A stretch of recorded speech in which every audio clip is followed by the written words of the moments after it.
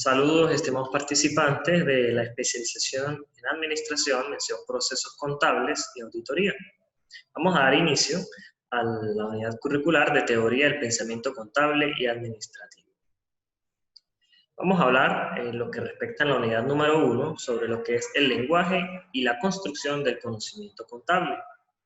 Vamos a ir leyendo lo que tenemos acá en las diapositivas y vamos a ir internalizando y explicando poco a poco. Para ustedes, lenguaje, pues básicamente es toda forma, ¿verdad?, que puede ser de representación oral o escrita, mediante el cual existe un proceso de comunicación. Y eso es lo que hace también la contabilidad. En la contabilidad, en la parte administrativa, hay muchos procesos de comunicación que deben ser efectivos, ya sea para concluir procedimientos internos o externos. Ahora, si observamos lo que nos dice acá, dice que toda práctica que no tenga conocimientos teóricos está condenada a repetirse y perdurar sin variantes. Es decir, desde que surge lo que vamos a ver más adelante como la contabilidad natural, entendemos que toda ciencia o toda área de conocimiento debe tener fundamentos teóricos. Fundamentos teóricos que pueden ser muy recientes o pueden ser antiguos, pero que básicamente nos van a permitir a nosotros tener una base con que lograr resolver conflictos o procedimientos o inconvenientes que puedan surgir en el proceso organizacional de la empresa. Ahora, vemos entonces que la contabilidad práctica propone desde hace varios siglos, con los mismos procedimientos, obtener cuentas con saldos. Es decir, los métodos, a lo mejor un poco arcaicos, que hemos observado del manejo contable desde hace siglos, aún se aplican. Y aún la fase fundamental o el objetivo principal pues, es obtener cuentas con saldos, ¿verdad?, que pueden llegar a ser deudores o pueden ser acreedores, dependiendo del resultado final que nos otorga el ejercicio. Seguimos leyendo. Dice, aunque sin muchas variantes, desde siempre ha llevado implícito el conocimiento previo, que debe poseer quien la aplica.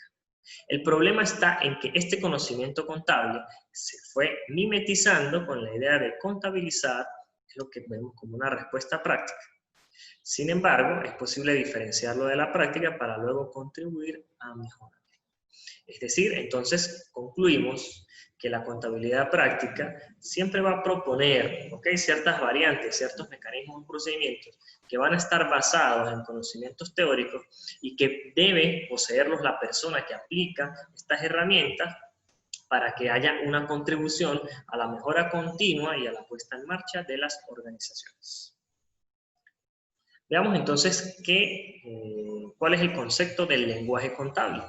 Entonces veamos, la contabilidad ayuda a mejorar la sociedad de diferentes maneras. Es decir, evidentemente el área contable aporta conocimiento científico para crecimiento de la sociedad.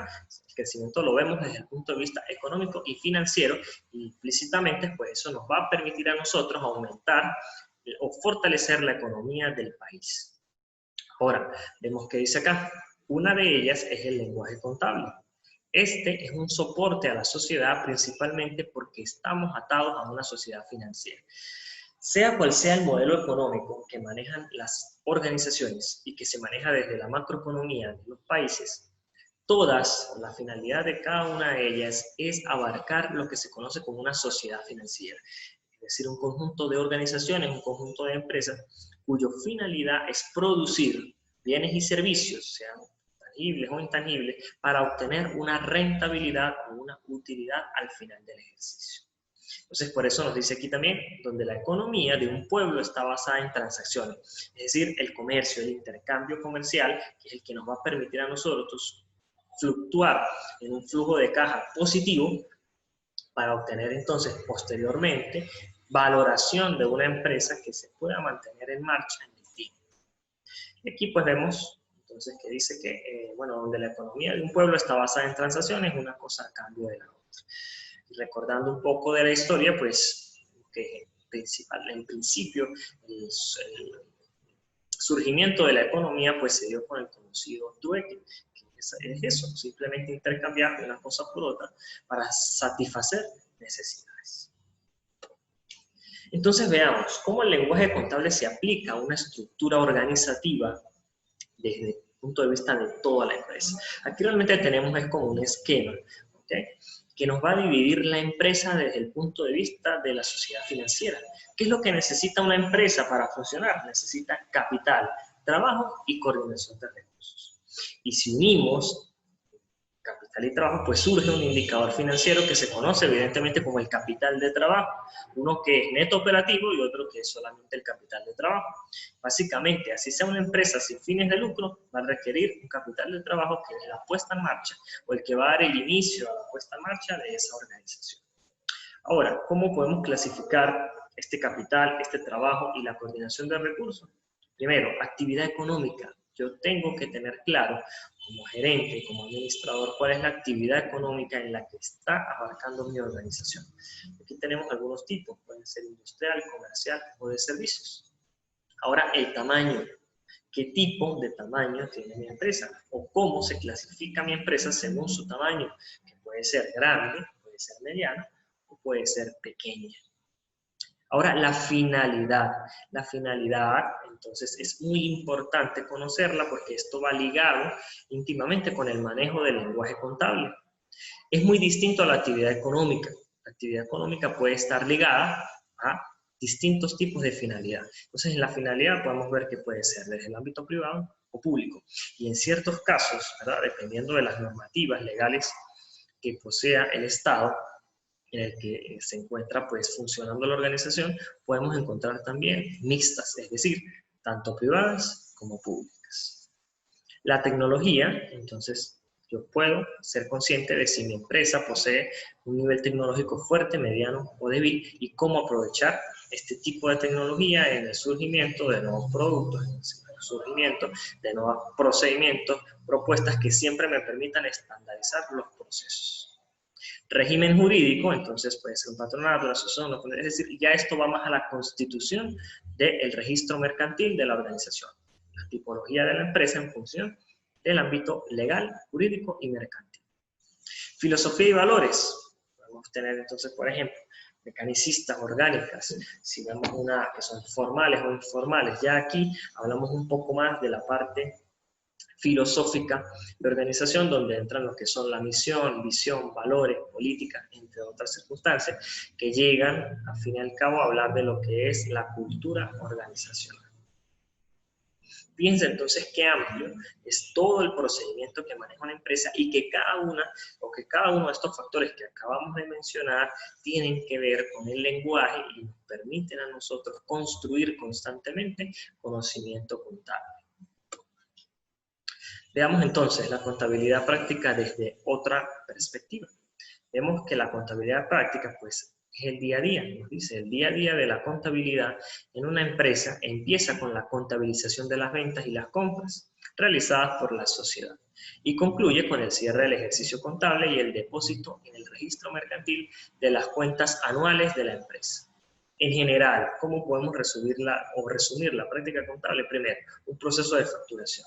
Segundo, contabilización de nóminas. Tercero, contratación de préstamos. Cuarto, el tratamiento y registro contable del inmovilizado. Y quinto, la variación del capital social de la empresa, ya sea en aumentos o en disminuciones. Entonces, aquí son 5 procedimientos que se convierten más allá en procesos contables básicos para el funcionamiento de cualquier organización. En el material de apoyo que van a encontrar en el aula virtual, pueden observar desde la representación gráfica o en forma de esquema cada uno de estos procesos para que ustedes vean cuáles son sus entradas, sus procedimientos y sus salidas. Ahora veamos la empresa en marcha. La empresa en marcha es una nueva filosofía que está surgiendo desde el lenguaje y la construcción del conocimiento contable.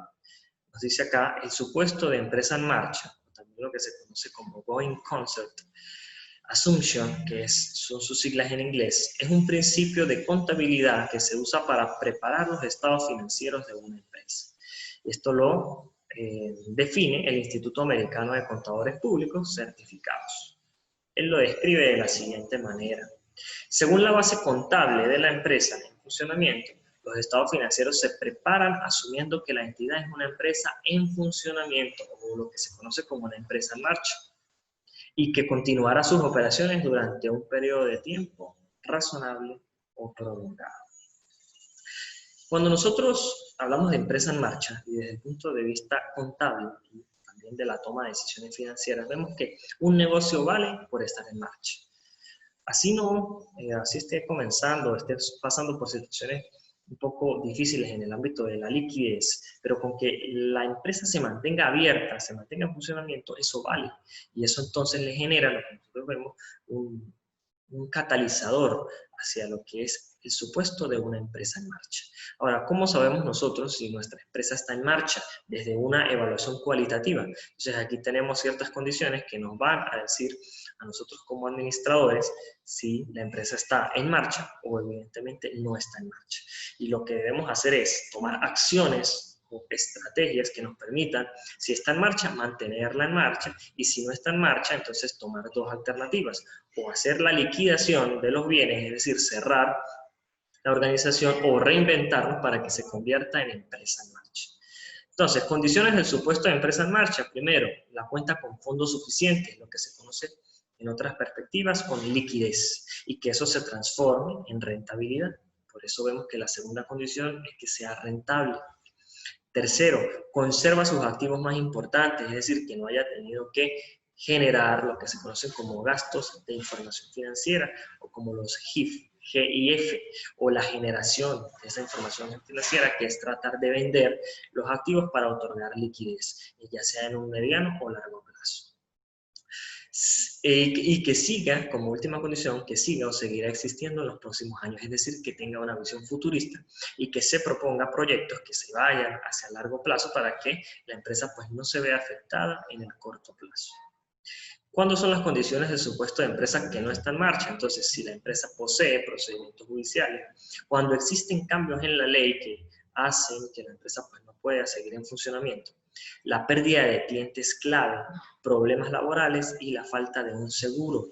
¿En qué se ve esto? Porque la protección hace que los riesgos financieros sean mucho más amplios. Si yo no tengo mi empresa asegurada, esto puede llevarme a mí a hacer que la empresa no esté en marcha en cualquier momento. Si ocurre algún accidente, ya sea laboral u organizacional, de máquinas, de funcionamiento de máquinas, equipos o herramientas, entonces esto haga que yo no cuente con la liquidez suficiente para tratar de seguir manteniendo la empresa en funcionamiento. Bueno, espero que les haya gustado.